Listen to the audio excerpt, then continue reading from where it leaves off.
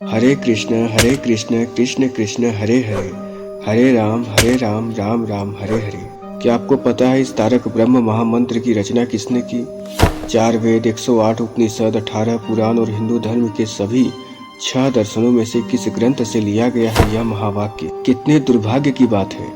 भक्ति के महासागर में डूबकर 32 अक्षरों से बने इन महामोतियों को निकालकर पूरी दुनिया को देने वाले संत को आज लोगों ने भुला दिया। जी हाँ, हम बात कर रहे हैं चैतन्य महाप्रभु की, जिन्हें राधा कृष्ण के संयोग का अवतार माना जाता है और जिन्होंने लुप्त हो चुके वृंदावन का पुनरुद्धार किया।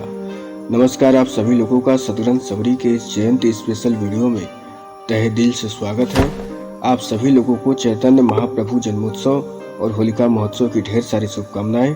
आप सभी का जीवन इन खुशियों के अबीर गुलाल से भरी रहे। कुछ दिन पहले मैंने सोचा कि चैतन्य महाप्रभु के जीवन पर एक शॉर्ट्स वीडियो बनाकर यूट्यूब पर अपलोड कर देते हैं, लेकिन दूसरे ही क्षण मुझे लगा जिसके भक्ति के रस से भरे हुए गाथा को समय कभी अपने फंदों में बांध नहीं पाया और जिसने इस संसार के भव सागर को हरे कृष्णा हरे रामा नाम के 32 अक्षरों का ऐसा स्वचालित नाव दिया जिसमें बैठकर न जाने कितने लोग तर गए, ऐसे जीवन गाथा को केवल 1 मिनट के वीडियो में बता देना कहीं न कहीं इनके द्वारा किए गए योगदानों के साथ अन्याय होगा।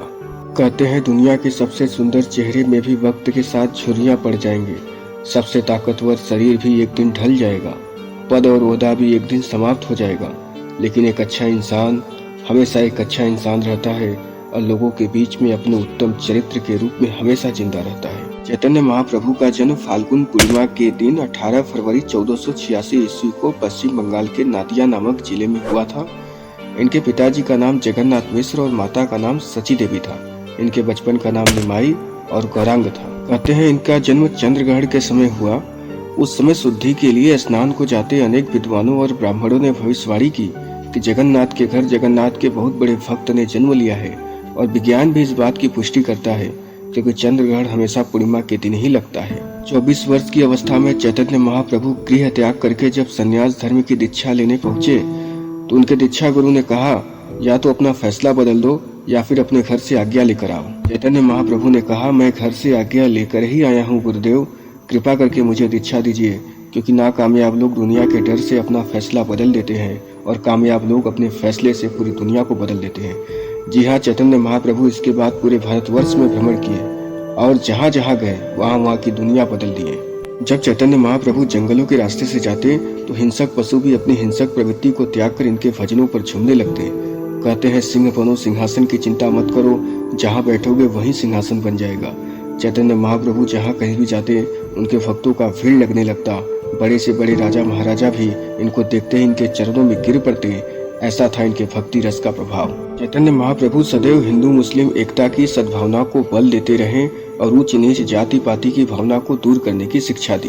एक बार चैतन्य महाप्रभु ने देखा कि एक ब्राह्मण गीता के पाठों का गलत उच्चारण करते हुए पढ़ रहा है, साथ में उसकी आंखों से अश्रुधारा भी बह रही है।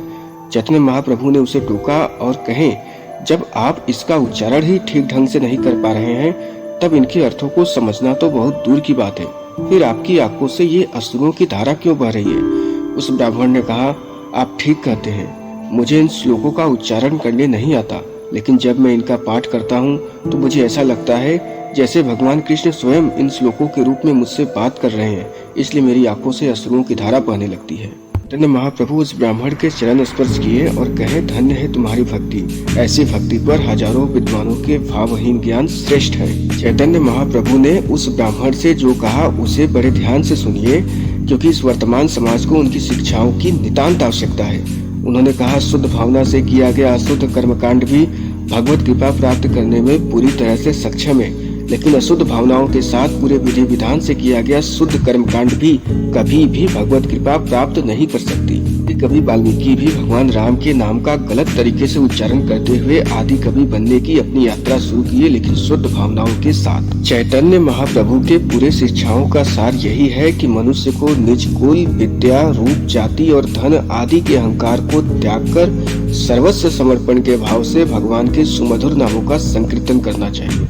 आप पूरे धैर्य के साथ यहाँ तक मेरे साथ इस वीडियो में बने रहे, इसका मतलब है आपको धर्म और अध्यात्म में गहरी रुचि है। जब आप यहाँ तक आ ही गए हैं तो इस रुचि को और रुचिकर बना कर जाइए।